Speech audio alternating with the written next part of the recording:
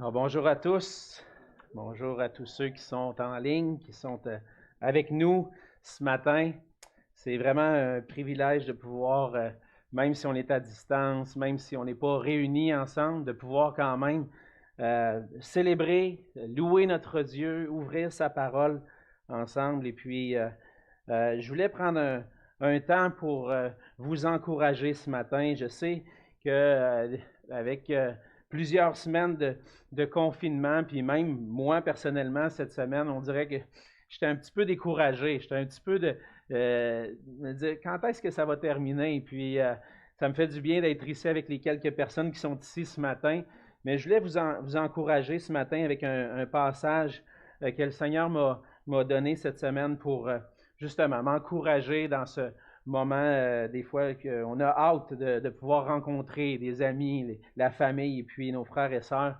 Et puis, c'est dans le psaume 91, c'est le verset 1 qui dit « Celui qui demeure sous l'abri du Très-Haut repose à l'ombre du Tout-Puissant. » Et puis, lorsqu'on est en relation avec Dieu, lorsqu'on est ensemble, unis à Dieu, on sait qu'on repose à l'ombre de celui qui peut tout, de celui qui peut diriger nos vies, qui dirige nos vies, et puis qui peut nous relever dans les moments de découragement. Puis je voulais prendre le temps de vous encourager à participer aux différentes réunions qu'on a sur Zoom pendant la semaine, les réunions de prière. Entre autres, la réunion de prière le dimanche matin. On a une courte réunion de prière le dimanche matin à 9h15 sur Zoom. Je vous encourage à vous connecter aussi sur le Zoom là, avant qu'on démarre le YouTube, tout ça, pour être ensemble. Et puis la semaine passée, j'étais sur Zoom, puis la conversation a duré longtemps. Les gens étaient ensemble, puis ça peut être encourageant de pouvoir échanger comme ça. Fait que je veux vous encourager à participer.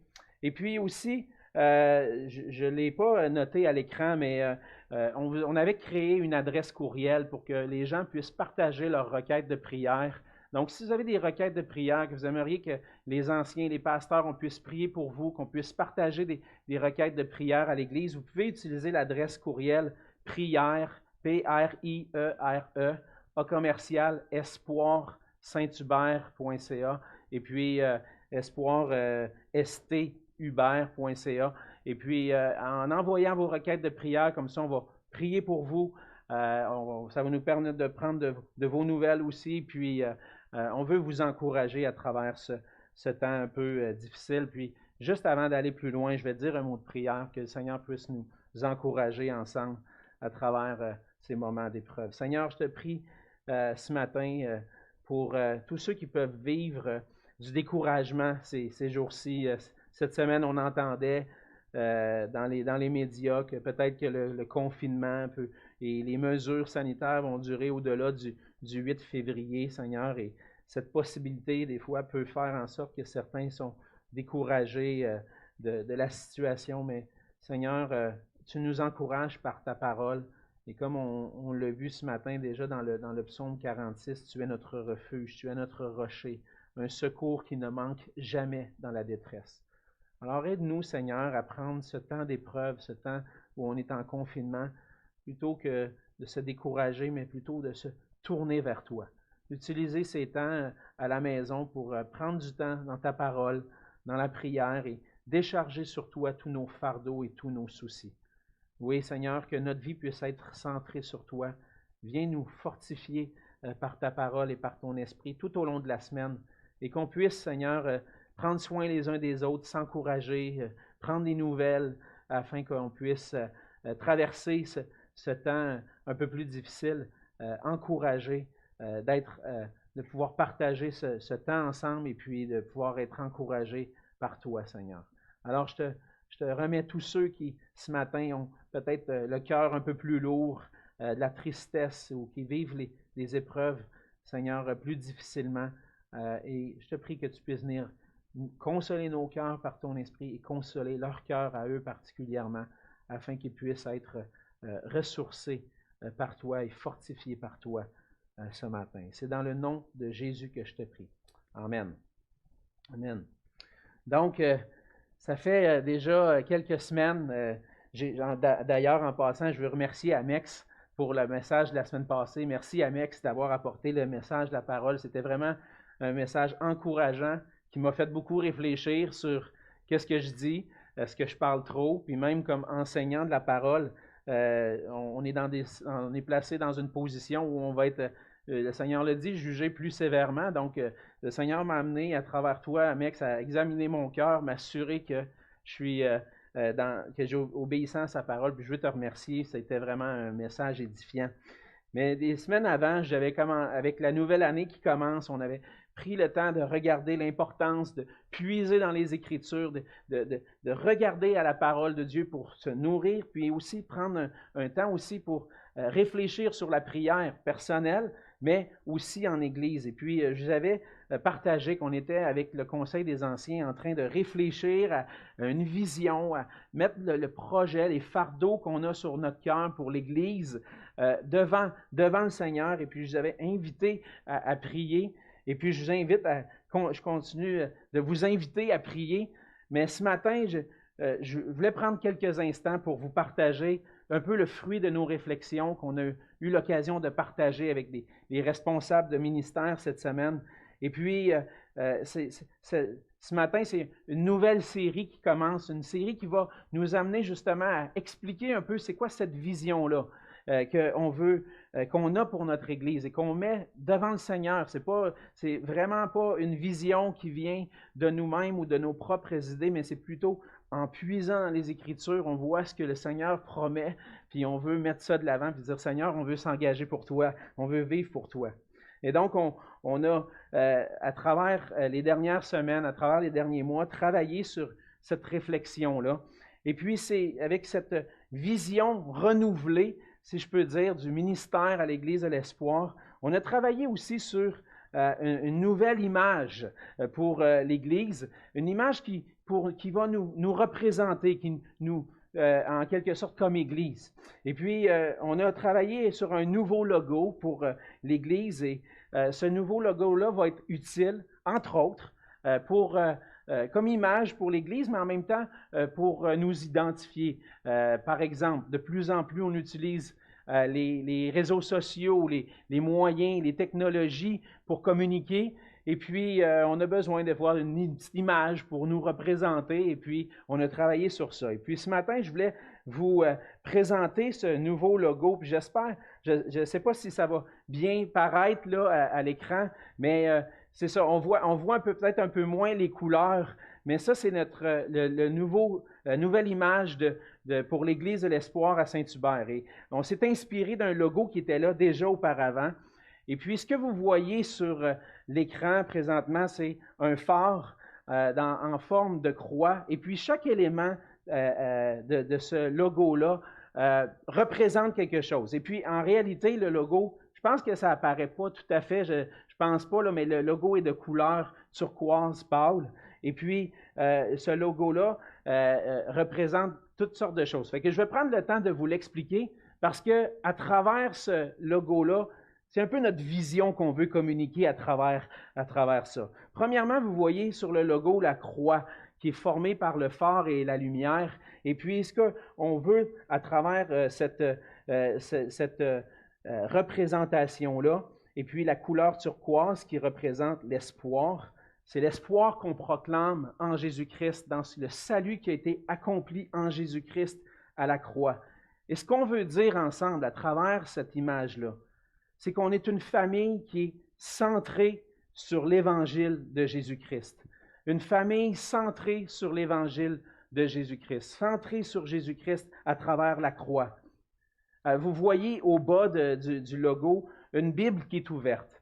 Et ce qu'on veut communiquer à travers ça, c'est que notre famille, on veut qu'elle soit fondée sur la vérité, fondée sur la vérité de la parole de Dieu.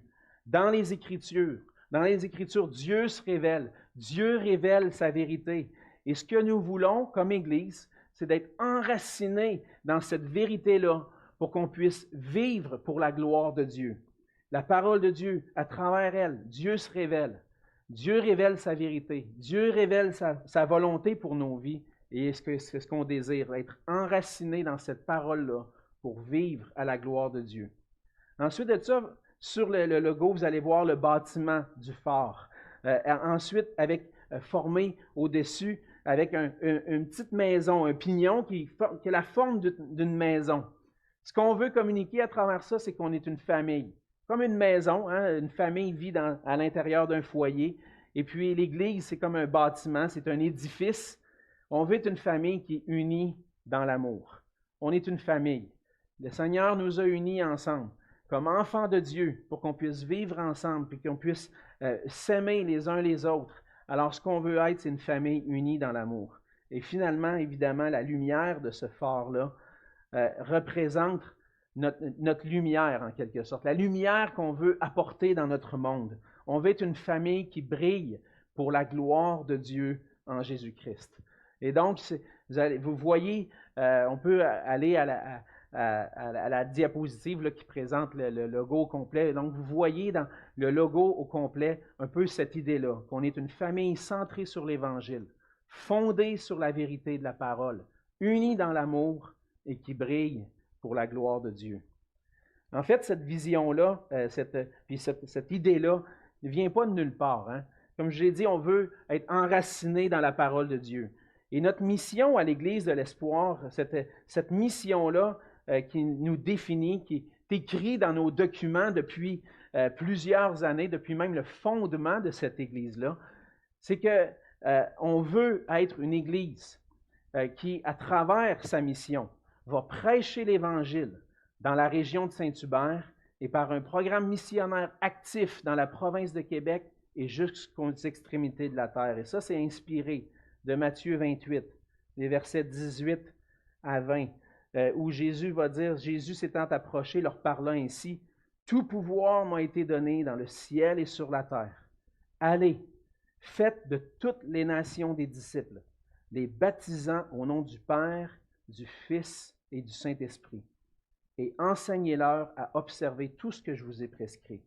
Et voici, je suis avec vous tous les jours jusqu'à la fin du monde. » Et à travers ce premier point-là, ce qu'on veut être, c'est une Église qui apporte l'Évangile, qui sont des témoins, oui, dans notre région, mais jusqu'aux extrémités de la terre. Pareil comme Jésus va même dire dans Acte 1 au verset 8, il dit, « Vous recevrez une puissance, le Saint-Esprit survenant sur vous, et vous serez mes témoins à Jérusalem, dans toute la Judée, dans la Samarie et jusqu'aux extrémités de la terre. » Cette année, on va célébrer officiellement les 40 ans de l'Église de l'Espoir à Saint-Hubert, qui a été fondée officiellement en 1981, et dans 2021, ça fait 40 ans. Et puis depuis 40 ans, cette Église-là veut prêcher l'Évangile de Jésus-Christ. Pas seulement à Saint-Hubert, mais aussi être utile pour l'œuvre de Dieu jusqu'aux extrémités de la terre, et c'est ce qu'on veut poursuivre aussi. Mais on voit aussi dans Acte 2, 42, on l'a lu ensemble et on a vu ce passage-là ensemble il y a quelques semaines, que l'Église a aussi pour but d'édifier ses membres, selon les indications bibliques de Acte 2, 42. Et ce qu'on voit dans Acte 2, 42, c'est l'exemple de la première Église, qui persévérait dans l'enseignement des apôtres, hein, fondé dans la vérité, dans la communion fraternelle, dans la fraction du pain et dans les prières. Et ce qu'on veut ensemble, c'est non, oui, on veut prêcher l'Évangile, mais on veut s'édifier ensemble à travers l'enseignement de la parole, la communion fraternelle, la célébration du repas du Seigneur et les prières. Et donc, ça, c'est la mission que le Seigneur nous a confiée. Maintenant, lorsqu'on parle d'une vision, qu'est-ce que c'est exactement? C'est quoi? Comment on fait la différence entre mission et vision? Bien, je pense que la meilleure façon que je pourrais l'expliquer, c'est que la vision, c'est en quelque sorte comment l'Église de l'Espoir va s'approprier cette mission-là.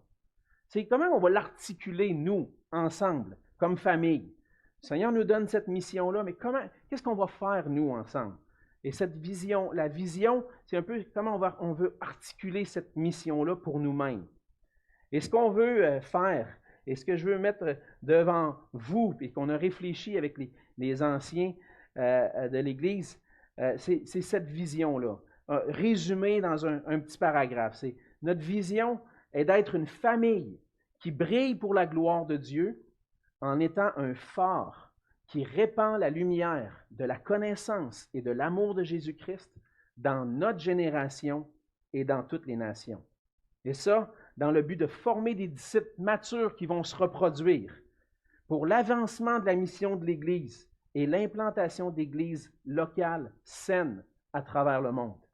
On prend cette vision-là, cette mission-là que le Seigneur a donnée à ses disciples, on la met dans nos propres mots. Et qu'est-ce que ça donne? En résumé, c'est qu'on veut être un phare qui répand la lumière de la connaissance et de l'amour de Jésus-Christ dans notre génération et dans toutes les nations. Et lorsqu'on prend cette idée-là d'un phare, qu'est-ce qu'on veut dire par là? Et on a pris les lettres du mot phare, puis on a établi 5 points. Voici qu'est-ce qu'on va accomplir. On a résumé dans un paragraphe. Maintenant, chaque lettre du mot phare veut dire quelque chose. On a associé une idée à ça. Donc, on va voir que le phare, qu'est-ce que ça veut dire? Premièrement, qu'est-ce qu'on veut faire? On veut proclamer l'Évangile de Jésus-Christ et tout le conseil de Dieu. Proclamer l'Évangile de Jésus-Christ et tout le conseil de Dieu. Le H veut dire d'honorer Dieu de tout notre cœur. On veut être une famille qui vit pour la gloire de Dieu, qui brille pour Dieu, qui aime Dieu de tout son cœur. On veut s'encourager à aimer Dieu.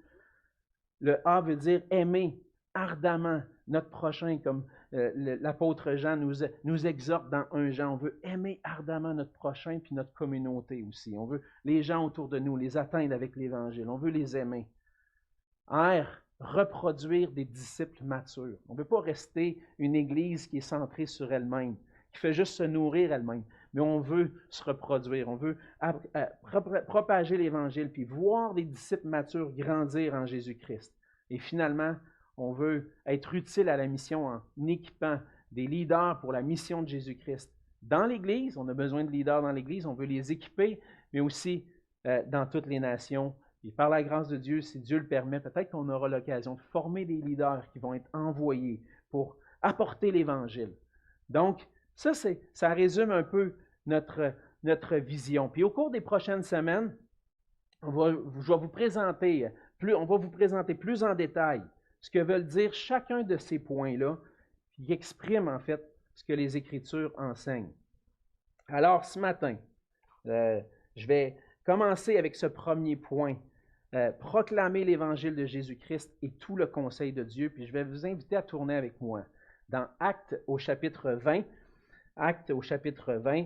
Et puis je vais lire les versets 17 à 38. Actes chapitre 20, versets 17 à 38. Et vous allez voir que ce premier point-là, on voit que ça vient vraiment du modèle qu'on a, de ce que l'apôtre Paul a accompli pendant son ministère, et puis particulièrement le ministère qu'il a eu à Éphèse. Donc, je vous invite à lire avec moi Acte 20 à partir du verset 17. Cependant, de Milet, Paul envoya chercher à Éphèse les anciens de l'Église.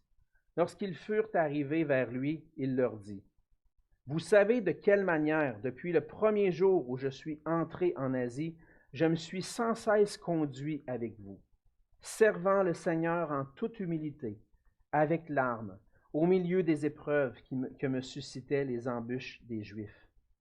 Vous savez que je n'ai rien caché de ce qui vous était utile, et que je n'ai pas craint de vous prêcher et de vous enseigner publiquement et dans les maisons, annonçant aux Juifs et aux Grecs la repentance envers Dieu et la foi en notre Seigneur Jésus-Christ. Et maintenant, voici, lié par l'Esprit, je vais à Jérusalem ne sachant pas ce qui m'y arrivera. Seulement, de ville en ville, l'Esprit Saint m'avertit que des liens et des tribulations m'attendent. Mais je ne fais pour moi-même aucun cas de ma vie, comme si elle m'était précieuse, pourvu que j'accomplisse ma course avec joie et le ministère que j'ai reçu du Seigneur Jésus, d'annoncer la bonne nouvelle de la grâce de Dieu. Et maintenant, voici, je sais que vous ne verrez plus mon visage, vous tous au milieu desquels j'ai passé en prêchant le royaume de Dieu. C'est pourquoi je vous déclare aujourd'hui que je suis pur du sang de vous tous, car je vous ai annoncé tout le conseil de Dieu, sans en rien cacher. Prenez donc garde à vous-même et à tout le troupeau sur lequel le Saint-Esprit vous a établi évêque, pour paître l'Église de Dieu qu'il s'est acquise par son propre sang. Je sais qu'il s'introduira parmi vous après mon départ des loups cruels, qui n'épargneront pas le troupeau, et qu'il s'élèvera du milieu de vous des hommes qui enseigneront des choses pernicieuses pour entraîner les disciples après eux. Veillez donc, vous souvenant que durant 3 années, je n'ai cessé nuit et jour d'exhorter avec larmes chacun de vous. Et maintenant, je vous recommande à Dieu et à la parole de sa grâce, à celui qui peut édifier et donner l'héritage avec tous les sanctifiés. Je n'ai désiré ni l'argent, ni l'or, ni les vêtements de personne. Vous savez vous-même que ces mains ont pourvu à mes besoins et à ceux des personnes qui étaient avec moi.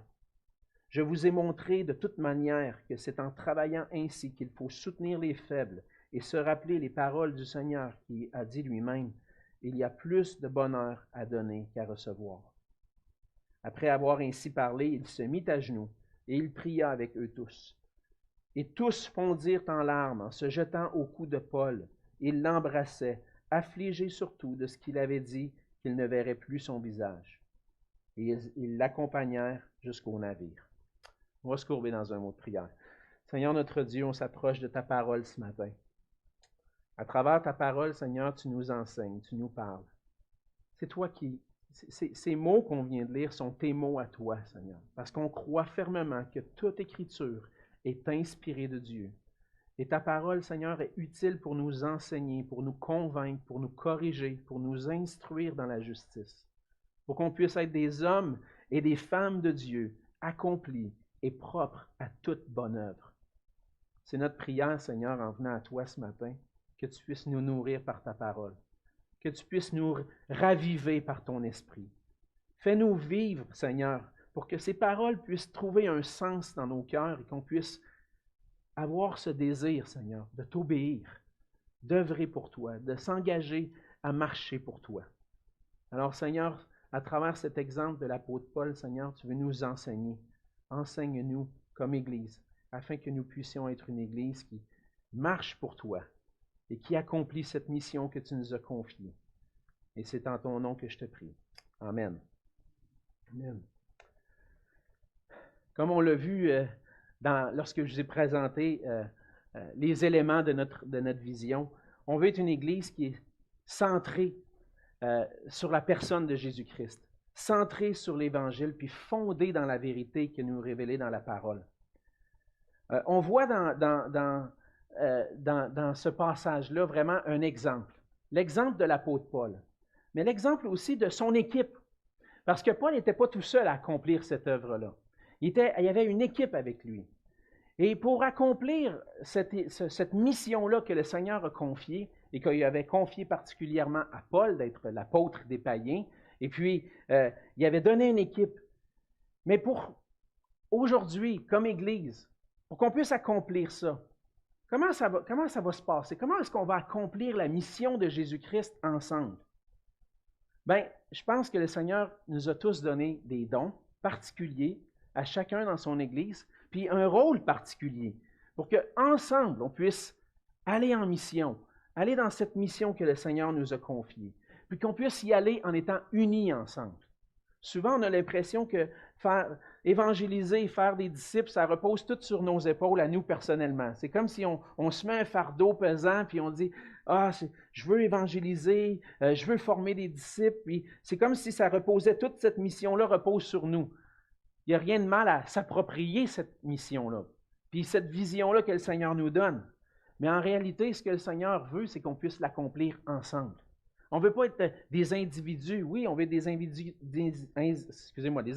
qui proclament l'Évangile, qui forment des disciples, mais on veut le faire avec l'Église locale, avec les frères et sœurs, unis ensemble. Il y en a qui ont des dons pour enseigner, il y en a qui ont des dons particuliers pour partager la parole, l'Évangile. On veut le faire ensemble. Et pour qu'on puisse y arriver à le faire ensemble, on a besoin d'être unis ensemble dans cette mission-là. On ne veut pas venir avec nos idées sur ce que devrait être notre mission. On ne veut pas venir avec nos idées, on veut venir avec des idées qui nous viennent de la parole. Et puis dans le passage de ce matin, on voit l'exemple de l'apôtre Paul. Un jour, le Seigneur avait interpellé l'apôtre Paul sur le chemin. Il s'en allait à Damas. Il s'en allait même avec des lettres, pour persécuter des chrétiens qui étaient à Damas. Et puis le Seigneur a arrêté l'apôtre Paul. Il a dit, ça suffit cette affaire-là. Ça va arrêter là. Et puis il est apparu à l'apôtre Paul. Et puis l'apôtre Paul a reconnu que Jésus-Christ est Seigneur. Et son cœur s'est tourné vers Jésus, puis en même temps, Jésus l'a appelé. Il dit, tu vas être mon témoin. Tu vas être mon témoin. Et puis le Seigneur avait confié une mission particulière à l'apôtre Paul, d'être l'apôtre des païens. Donc, après sa conversion, Paul est devenu un serviteur de Jésus-Christ. Les chrétiens qui persécutaient avant sont devenus ses amis, sont devenus ses alliés pour servir le Seigneur Jésus. Puis au travers de son ministère, Paul a vu des gens venir au Seigneur. Il a vu des églises qui ont été implantées dans plusieurs villes. Puis une de ces villes-là, c'était la ville d'Éphèse. L'église d'Éphèse. Et on voit l'histoire un peu de la relation entre Paul et cette église-là. Vers la fin de son 3e voyage, Paul avait quelques années auparavant implanté, il avait travaillé à Éphèse pour prêcher l'Évangile. Il y a une église qui avait été établie. Et puis là, alors qu'il est dans son 3e voyage en route vers Jérusalem, il n'a pas le temps d'aller à Éphèse, donc il est à Milet, puis il dit, allez me chercher les anciens d'Éphèse, je veux leur parler. Je veux leur confier quelque chose. Je veux leur parler. Je veux prendre du temps avec eux parce que je les reverrai fort probablement plus. Et là, qu'est-ce qu'il fait? Il va donner ses instructions aux anciens. Il va leur rappeler qu'est-ce que lui a fait alors qu'il était au milieu d'eux. Qu'est-ce qu'il a fait? C'était quoi son but? À quoi il travaillait? Pour qu'eux puissent à leur tour continuer le travail qui a été commencé. Et donc, dans cet exemple de l'apôtre Paul puis de l'Église d'Éphèse, on voit un exemple pour nous de ce qu'on doit accomplir comme Église de Jésus-Christ. Et si on veut obéir à la mission du Seigneur puis suivre l'exemple de Paul et de l'Église d'Éphèse, on est appelé à être une Église centrée sur Jésus-Christ, fondée sur la vérité, afin de proclamer l'Évangile de Jésus-Christ et tout le conseil de Dieu.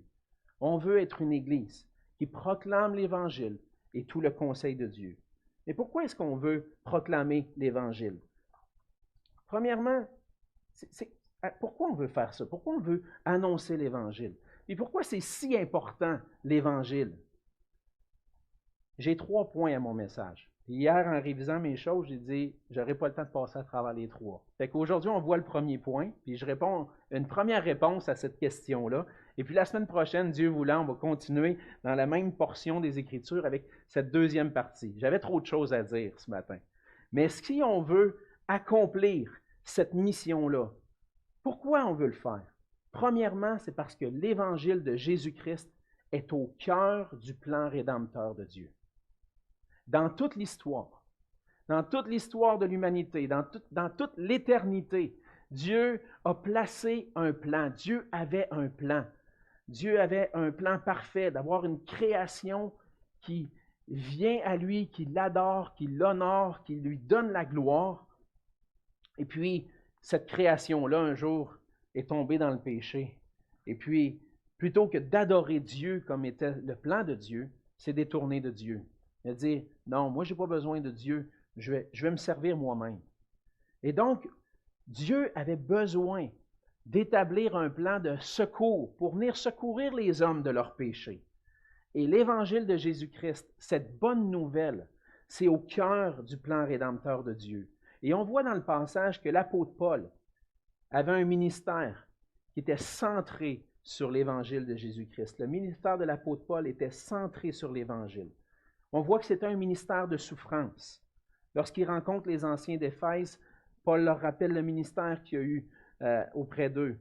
Paul a travaillé au milieu d'eux en étant un modèle d'un disciple, d'un ouvrier du Seigneur. Puis il était prêt à tout pour l'Évangile. Prêt à tout pour l'Évangile. Au verset 19, on voit qu'il était prêt à souffrir. On voit qu'au verset 19, il leur rappelle qu'il a servi le Seigneur en toute humilité, avec larmes, au milieu des épreuves que me suscitaient les embûches des Juifs. Paul avait un ministère qu'il voulait accomplir, voulait faire l'œuvre de Dieu, mais c'était au milieu de souffrances. C'était pas facile, mais il avait reçu une mission du Seigneur. Il a dit, moi, je vais la porter, cette mission-là. C'est pour ça, plus loin, au verset 24, il va mentionner, il dit, je ne fais aucun cas de ma vie comme si elle m'était précieuse. Il savait qu'il allait à Jérusalem, puis le Saint-Esprit l'avait averti qu'il allait vivre des difficultés, qu'il allait vivre la persécution. Puis il dit, moi, je ne fais aucun cas de ma vie. Ma vie ne m'appartient plus. Ma vie appartient au Seigneur Jésus. Elle n'est pas précieuse pour moi, ma vie. Mon seul but, c'est que je puisse arriver à la fin de ma course avec joie, puis d'avoir accompli le ministère que j'ai reçu du Seigneur Jésus. Donc, l'apôtre Paul était centré sur Jésus. Il avait dit, Jésus, c'est le Seigneur. Puis il m'a appelé, puis moi, je vais le servir. Peu importe ce que ça coûte, les persécutions, les épreuves, peu importe ce que ça coûte, moi, là, ma vie ne m'appartient plus. Elle appartient à mon Seigneur, puis moi, je vais marcher pour lui. Puis ma vie, ma joie, ça va être d'accomplir ce que le Seigneur m'a demandé. Et c'est ce qu'on veut, nous aussi, n'est-ce pas? On veut accomplir, peu importe ce qu'il en coûte.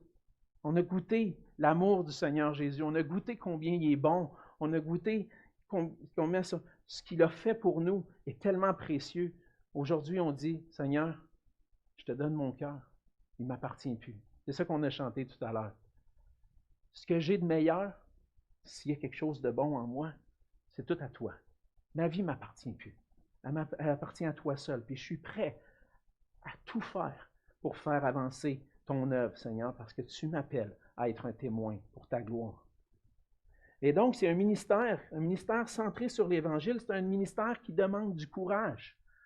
Et puis, l'apôtre Paul va rappeler combien il a prêché avec courage au verset 20. Il dit, « Vous savez que je n'ai rien caché de ce qui vous était utile, que je n'ai pas craint de vous prêcher et de vous enseigner publiquement et dans les maisons. » Et donc, Paul, probablement, à Éphèse, fort probablement, avait enseigné dans la synagogue publiquement, mais aussi dans les maisons, parce qu'à ce moment-là, les églises se réunissaient dans les maisons. Et Paul se promenait d'une maison à l'autre pour fortifier l'Église et leur enseigner ce qui était nécessaire pour eux. Et donc, Paul était prêt à tout. Il avait le courage, il avait besoin de courage. Et il a dit, « J'ai pas eu peur, j'ai pas craint de vous annoncer l'Évangile. » Et l'Évangile, aujourd'hui, ce n'est pas un message populaire. Ce n'est pas un message qui fait plaisir. Et puis, ça prend du courage. Ça prend du courage pour ouvrir la bouche. Et puis, cette semaine, parce que dans mon cours de survol de l'Ancien Testament qui commence ce soir, on va voir le livre de Josué. Et puis, je méditais sur Josué 1, verset 9, qui dit « Fortifie-toi, prends courage. Ne t'effraie point, ne t'épouvante point, car l'Éternel, ton Dieu, est avec toi. » Et lorsque Jésus nous a donné sa mission, il nous a promis, il a dit « Voici, je suis avec vous tous les jours jusqu'à la fin du monde. » Donc, le courage, où est-ce qu'on le trouve? En nous-mêmes? Non. J'ai rien en moi. Mais avec le Seigneur Jésus qui est avec moi, je peux avoir le courage et dire, je vais ouvrir la bouche pour lui, parce qu'il est avec moi. Il m'accompagne. C'est lui qui me donne le courage. Et ce ministère-là de souffrance, qui demande du courage, était centré sur la bonne nouvelle de Jésus. Et c'est ce qu'on voit au verset 21. Qu'est-ce que Paul a annoncé aux Éphésiens? Comment il est arrivé là-bas? Qu'est-ce qu'il a fait? Il dit, « J'ai annoncé aux Juifs et aux Grecs la repentance envers Dieu et la foi en notre Seigneur Jésus-Christ. » La repentance envers Dieu et la foi en notre Seigneur Jésus-Christ. Il annonçait la nécessité que les hommes se repentent de leurs péchés et qu'ils puissent trouver en Jésus-Christ, par la foi, le pardon de leurs péchés et la réconciliation avec Dieu. Au verset 24, il va répéter encore une fois, il mentionne qu'il annonçait la bonne nouvelle de la grâce de Dieu.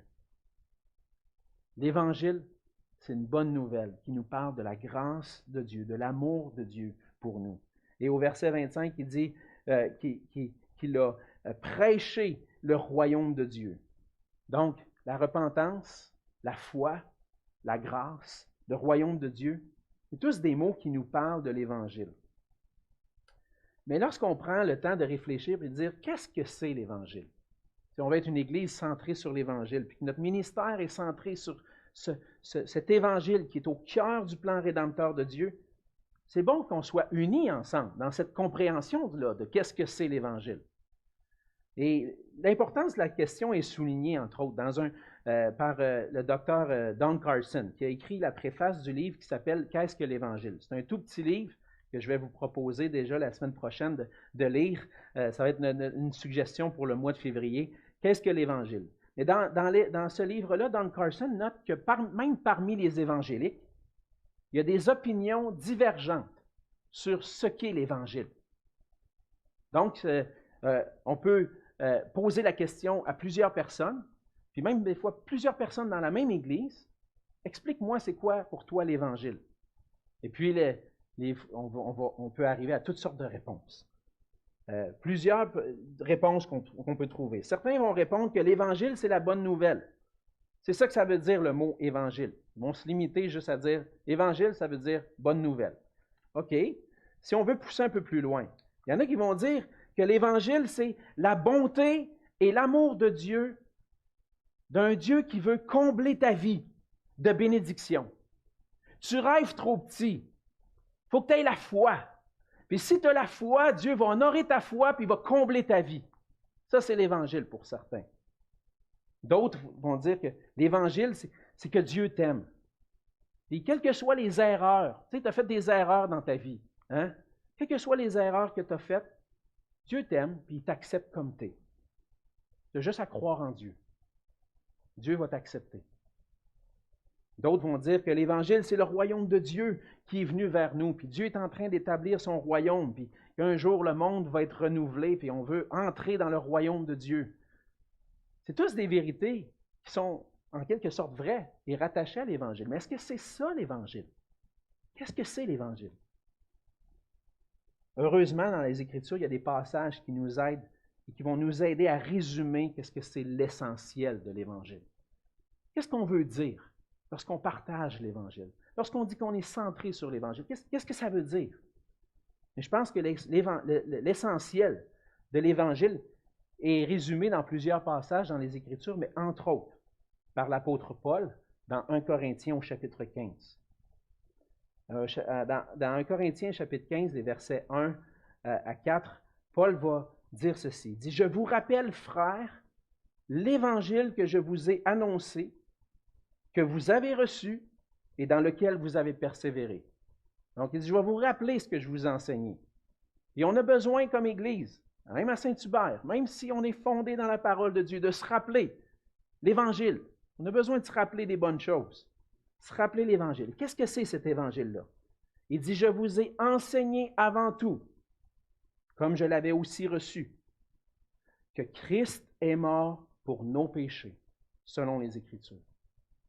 Il a été enseveli et il est ressuscité le troisième jour, selon les Écritures. L'essentiel de l'Évangile. Si vous voulez résumer qu'est-ce que c'est l'Évangile, vous devez retenir ça. Christ est mort pour nos péchés et il est ressuscité. Au cœur de l'Évangile, c'est ce message-là d'un Sauveur qui vient pour mourir à notre place, mourir pour nos péchés, qui a été enseveli et que 3 jours après est ressuscité des morts. L'essentiel de l'Évangile, c'est que Christ est mort pour nos péchés et qu'il est ressuscité. Notez bien ça parce que vous allez en avoir besoin. Si on veut être une Église engagée pour l'Évangile, on a besoin de se rappeler de l'essentiel. Évidemment, lorsqu'on parle de l'Évangile à des gens autour de nous, on a besoin d'aller un petit peu plus dans les détails. Hein? Je peux dire à quelqu'un, l'Évangile, c'est que Christ est mort pour tes péchés et qu'il est ressuscité des morts. La discussion risque de susciter des questions. Hein? Puis, lorsqu'on arrive pour présenter l'Évangile à des gens, on a besoin d'aller dans ces questions-là. L'essentiel de l'Évangile est résumé dans ça. Mais lorsque j'exprime l'Évangile, qu'est-ce que j'ai besoin d'expliquer? Et c'est à travers 4 points. 4 points importants à mentionner lorsque je partage l'Évangile à quelqu'un. La personne et l'œuvre de Jésus-Christ sont au centre du plan du salut de Dieu. Et les 4 points à retenir sont les suivants. Premièrement, et ces 4 points-là vont en quelque sorte résumer, si je peux dire, l'histoire et le plan rédempteur de Dieu. Premièrement, il y a Dieu. La Bible commence avec Dieu. Au commencement, Dieu créa les cieux et la terre. Et je pense que notre message de l'Évangile devrait commencer avec la personne de Dieu. D'un Dieu qui est là, qui est présent, qui existe. Et là, peut-être qu'on va avoir, en affirmant ça, peut-être avoir des discussions avec les gens avant d'arriver à ce que la personne accepte qu'un Dieu existe. OK, on va peut-être passer à travers certains obstacles, mais on a besoin d'affirmer ça. Dieu existe. Dieu est là. Dieu est présent. Et Dieu est le créateur de toutes choses. il est mon Créateur. C'est celui qui m'a créé. Il est celui qui est souverain, qui est saint et qui est juste. Donc Dieu est le Créateur qui a créé toutes choses bonnes. Et Dieu est le Dieu saint et juste. C'est celui qui règne. C'est le roi souverain. Et on se rappelle, à toutes les fois que j'exprime cette pensée-là, je me souviens du passage dans Ésaïe 6. Lorsqu'on voit Ésaïe qui a une vision du trône de Dieu et de la gloire de Dieu, puis qui voit les séraphins autour de Dieu qui crient sans cesse « Saint, Saint, Saint est l'Éternel des armées. Toute la terre est pleine de sa gloire. » La majesté de Dieu, c'est le roi, c'est celui qui existe. C'est celui qui est là présent, qui règne sur toutes choses et qui est souverain. Et là, c'est sûr, l'homme, par nature, ne voudra pas accepter cette pensée-là d'un Dieu qui gère tout et qui est souverain sur toutes choses. Mais on a besoin de l'affirmer parce que c'est la vérité. La vérité, c'est que Dieu est là présent, qui est au-dessus de toutes choses, qui est vrai, qui est saint, qui est juste, qui est parfait. Notre Dieu est saint, il n'y en a aucun autre comme lui. C'est ce que ça veut dire être saint. Et lorsqu'on voit cette image-là dans Ésaïe 6 de la gloire de Dieu, on voit sa sainteté, on voit qu'il n'y a aucun autre Dieu comme lui, personne, et qui est un Dieu qui est juste. Dans Exode 34 au verset 7, ça dit que on voit dans Exode 34 que Dieu est un Dieu compatissant, plein d'amour, lent à la colère, riche en bonté, mais aussi qui ne tient pas le coupable pour innocent. Un Dieu juste, c'est un Dieu qui voit que quelqu'un a commis le mal et qui va le juger, qui va dire il est coupable. Il va le déclarer coupable. Et ça nous amène à parler justement de l'homme. Deuxième point, on parle de Dieu, Dieu créateur, saint et juste. Et on arrive maintenant à l'homme. L'homme qui est une créature de Dieu, qui a été créé pour être en relation avec Dieu, dans un monde, dans un paradis sur terre, où ce que Dieu avait donné toutes choses bonnes, puis que l'homme pouvait vivre une relation parfaite avec ce Dieu saint sans avoir à rougir. Mais un jour, l'homme a tombé, a péché, s'est rebellé contre Dieu. Et l'homme est pécheur. Et par nature, l'homme est rebelle à Dieu, parce que c'est ça le péché, c'est la rébellion envers Dieu. Le péché, ce n'est pas juste le mal que je commets, c'est quelque chose qui est ancré dans le fond de mon cœur, qui m'amène à être rebelle à Dieu. Et la conséquence du péché devant ce Dieu saint et l'homme qui est pécheur, on le voit, c'est que l'homme ne peut pas être dans la présence de Dieu. C'est pour ça que Dieu a chassé du jardin d'Éden Adam et Ève. Et la conséquence du péché, c'est que l'homme est séparé de Dieu à cause de sa rébellion.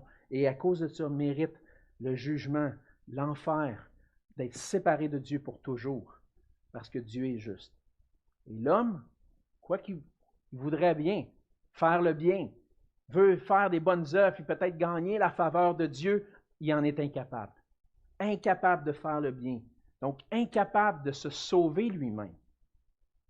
Car tous ont péché et sont privés de la gloire de Dieu. Romains 3, 23. On est séparé de Dieu.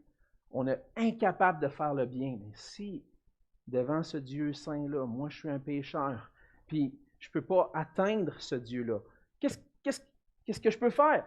Si je ne peux pas par moi-même, comment je peux m'approcher de Dieu? Comment est-ce que je peux sauver et éviter le jugement? Et c'est là que Dieu vient accomplir son plan dans la personne de Jésus-Christ qui vient pour nous sauver. Dieu, dans sa grâce, a pourvu un plan de salut. Ça, c'est le troisième point. On parle de Dieu, on parle de l'homme pécheur. Maintenant, on vient à la solution de Jésus-Christ. Il a envoyé son Fils dans le monde pour mourir en sacrifice sur la croix pour nos péchés. On avait péché, on méritait la condamnation, on méritait le jugement. Et ce que Jésus vient faire, c'est qu'il dit, moi je viens accomplir une vie parfaite. Moi je vais obéir à Dieu jusqu'à la fin. Puis par ma vie obéissante, je vais montrer que je suis pur devant Dieu et que je peux prendre la place du pécheur. Je peux aller à la croix et dire, mets sur moi le fardeau de son péché. Puis punis-moi, soit que je puisse être puni à sa place. Je vais prendre sa place. Je vais mourir, je vais subir la condamnation. Et sur la croix, Jésus a porté nos péchés. Il a reçu le châtiment qu'on méritait pour nos péchés. Il est mort pour nos péchés. Il y en a qui vont dire que aujourd'hui en théologie, puis c'est pour ça que c'est important d'être affermi dans la parole de Dieu, puis d'être enraciné dans la vérité, que toute cette idée-là que Dieu ait mis à mort son Fils parce que c'est la colère de Dieu qui s'abat sur lui, ça n'a aucun sens, ça ne fait pas de sens avec un Dieu d'amour. Mais là, c'est la vérité de la parole, parce que Dieu est amour, mais Dieu est juste, et le péché doit être puni. Mais c'est là où l'amour et la justice de Dieu se rencontrent.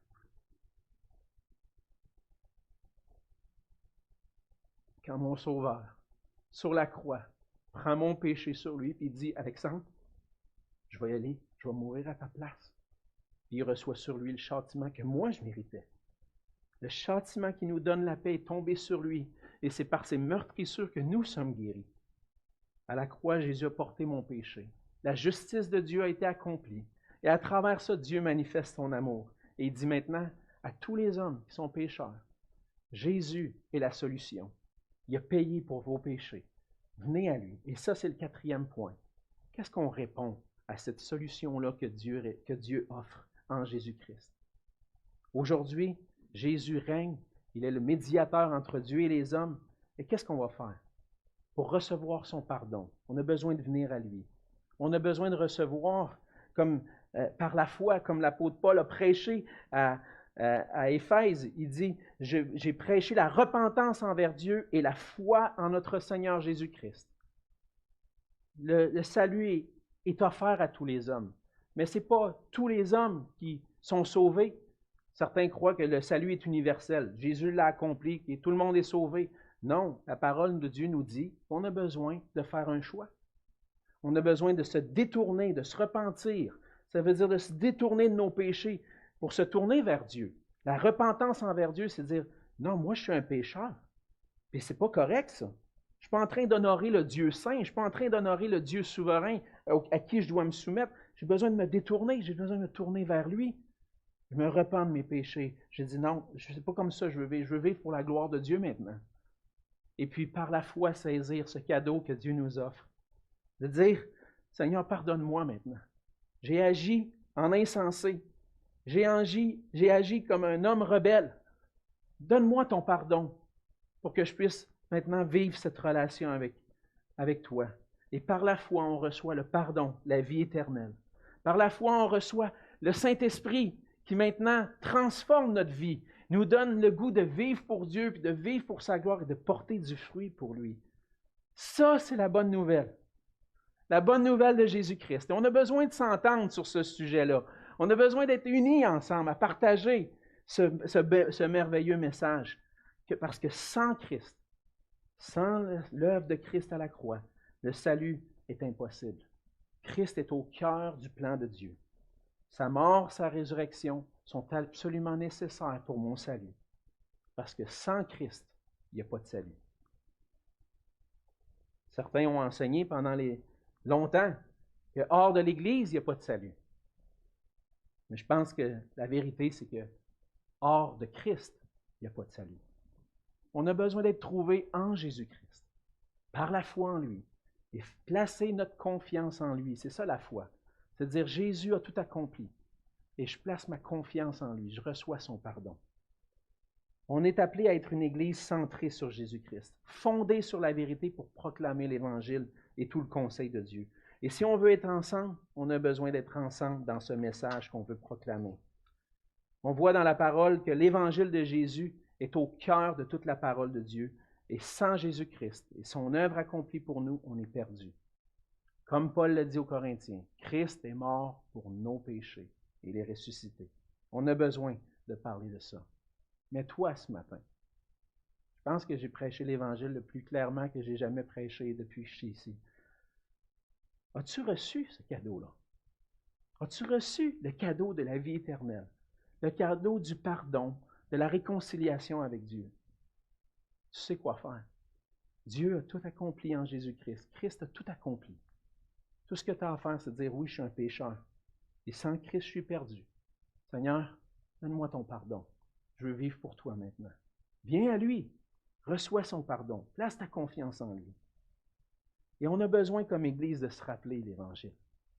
Cette semaine, on était dans dans le cours de membres vendredi matin. J'étais avec mon frère, M. Morin, puis on avait Wilson et Marisol qui étaient avec nous. Puis on passait à travers la confession de foi de l'Église. C'est quelque chose qu'on fait avec les membres pour qu'ils puissent connaître c'est quoi qu'on croit ici à l'Église de l'Espoir.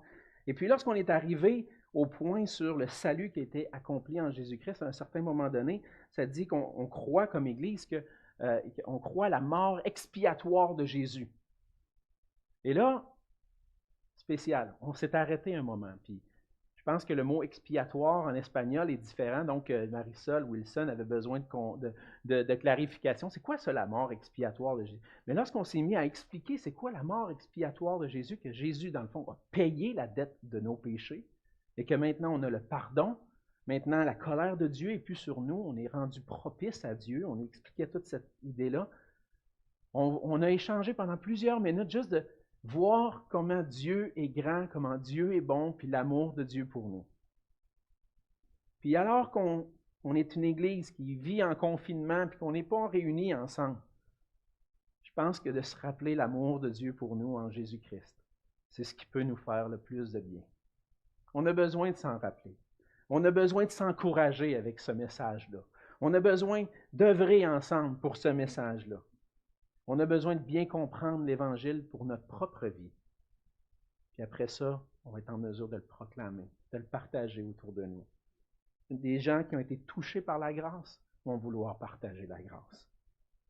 Et je loue le Seigneur, parce que depuis le début de l'histoire de cette Église-là a gardé l'Évangile. L'Évangile est clair, et on veut le proclamer ensemble, puis on veut continuer ensemble.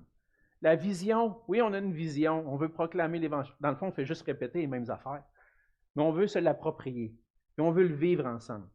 Et à travers la mise en œuvre de cette mission-là, de cette vision-là, on veut proclamer l'Évangile de Jésus-Christ et tout le conseil de Dieu. Voulez-vous embarquer dans cette vision-là?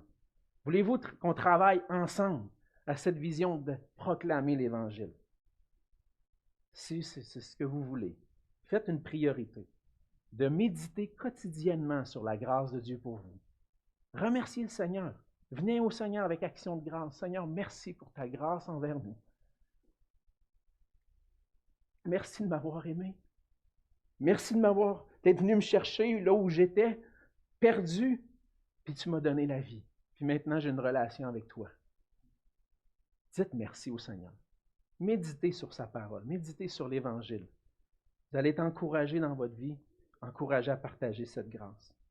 Et ma prière, c'est que le Seigneur puisse nous accorder la grâce de continuer d'être fidèles dans cette œuvre-là, pour qu'on puisse le faire connaître et briller pour sa gloire. On va prier. Seigneur notre Dieu, merci pour ta grâce envers nous. Ah Seigneur, ce matin, je suis bien conscient qu'on a répété des choses qu'on sait déjà. Qu'on sait déjà, même quand ça fait des années qu'on est chrétien, Seigneur, peut-être des décennies, peut-être 30, 40 ans que je suis chrétien. Mais cette croix va toujours m'être chère, Seigneur. Parce qu'elle est gloire et victoire pour moi. Et Seigneur, ton Église, aujourd'hui, et depuis qu'elle existe, Seigneur, et encore plus aujourd'hui, a besoin d'être ancrée dans cet Évangile, d'être centrée sur toi, Seigneur Jésus.